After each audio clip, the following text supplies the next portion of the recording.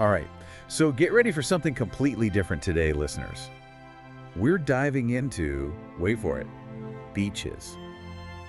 Beaches in Barreiro, Portugal. Beaches. You heard right. But, and here's the twist, we're ditching the ocean for this one. Oh yeah, we're going riverside for this deep dive. Now that's what I call unexpected. River beaches in Barreiro. I'm intrigued. Tell me more. You know, I love to keep things interesting, so we're swapping those crashing waves for something a little more tranquil. Think lazy rivers and lush scenery, all thanks to this super cool article we found. Oh, do tell. What's the source this time? It's called Praias Fluvias from the Barreiro Municipal website. It's like they knew exactly what we needed. It's packed with all the good stuff about these hidden gems. You know me, always a fan of those local insights. They're bursting with authenticity, aren't they? So, ready to take a dip into our first river beach. Let's do it. First up, we're hitting Praia da Albarica. And get this place isn't just about the sand and sun, although I'm sure it has plenty of that too. It's also got windmills. Windmills? On the beach? Yep, you heard that right. 3 of them, actually. Can you imagine that view? Relaxing by the river, soaking up the sun with these majestic windmills as your backdrop. Talk about a picturesque setting. It's like something out of a postcard. You know, it really speaks to how integrated these beaches are to Barreiro's identity. They're more than just tourist traps. They're woven into the very fabric of the town. Absolutely. And for anyone with kiddos, the article mentioned there's a playground there too. So Albarica's got a little something for everyone, it seems. History, scenery, family fun. What more could you ask for? A perfect recipe for a fantastic day out. Speaking of which, our next stop takes us back in time to a place that whispers tales of glamour and elegance. Get ready for Club Naval, also known as Bico de Mexilioro. Ooh, I love a good blast from the past. So what's the story with this beach? Fill me in. Well, during the 19th and early 20th centuries, this beach was the place to be for Lisbon's elite. Picture this. Elegant families escaping the city heat for the cool breezes of the river. Oh, how chic.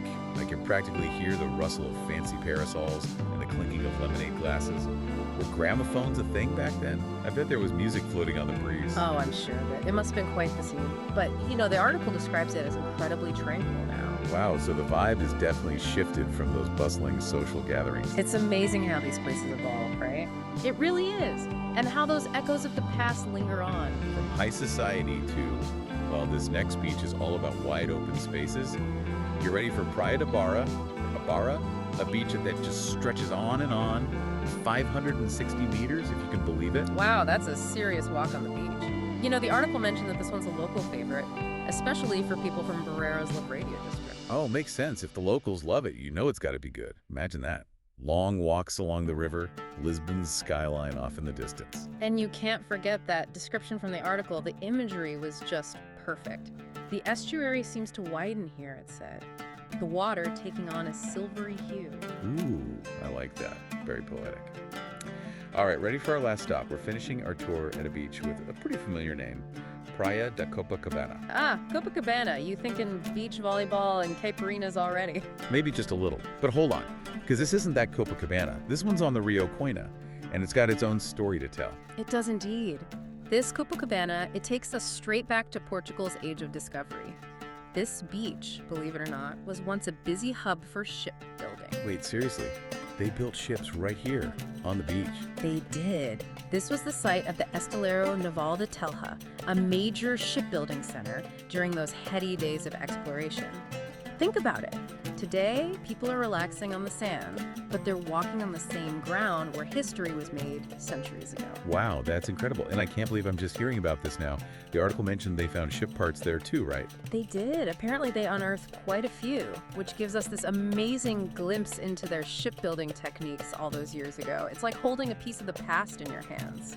That's so cool. I mean, it's those little details that put history to life, don't you think? Yeah. It makes you wonder, do the people on that beach even realize they're walking in the footsteps of history? Right.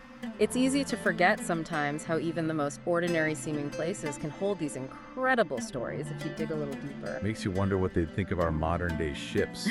But that's the thing about these river beaches, right? There's so much more to them than meets the eye. You said it. It's like each one holds a little piece of Barreiro's story. From those windmills at Albarica, to the glamorous past of Club Naval, to those vast stretches of sand the locals love at Barra. And then to wrap it all up, we ended with Copacabana and those echoes of Portugal's maritime legacy. And to think, we did all that without ever leaving the banks of the river. But that's what I love about this kind of exploration, uncovering these hidden connections, Like how Club Naval went from being this playground for Lisbon's elite to this tranquil escape. Makes you think about how Barreiro's relationship with Lisbon has transformed over time. Absolutely. And you can trace that evolution through the changing faces of these beaches.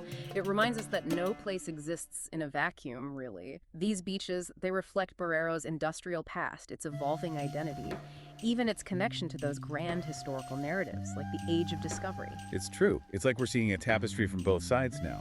You might only notice the pretty pattern from the front, but flip it over, and suddenly you see all those threads, all those intricate details that make up the bigger picture. Now that's a fantastic way to put it. And that's the beauty of a good deep dive. You go beyond just scratching the surface. You peel back those layers and start to discover what makes a place truly unique.